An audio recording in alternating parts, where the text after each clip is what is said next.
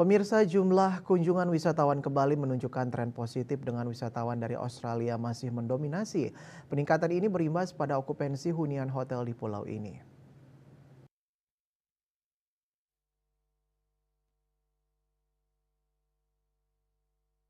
Hingga Agustus 2024, jumlah kunjungan wisatawan mancanegara ke Bali mencapai 2.897.405 orang. Wisatawan asal Australia mencatatkan angka tertinggi dengan total 1.028.951 orang, diikuti oleh India dengan 347.469 orang, Cina 326.431 orang, dan Britania Raya 202.856 orang. Negara lainnya yang menyumbang jumlah kunjungan signifikan antara lain Korea 192.728 orang, Amerika Serikat 181.748 orang, Prancis 181.224 orang, Malaysia 159.675 orang, Singapura 140.969 orang, dan Jerman 135.354 orang.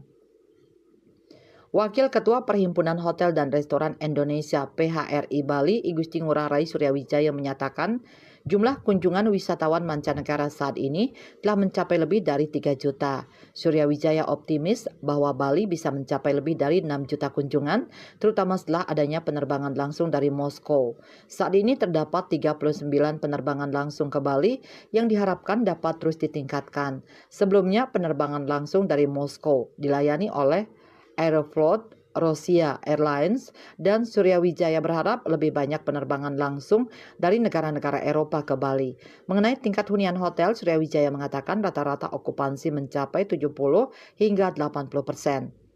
Peningkatan kunjungan ini tentu memberikan dampak positif bagi sektor pariwisata dan ekonomi lokal.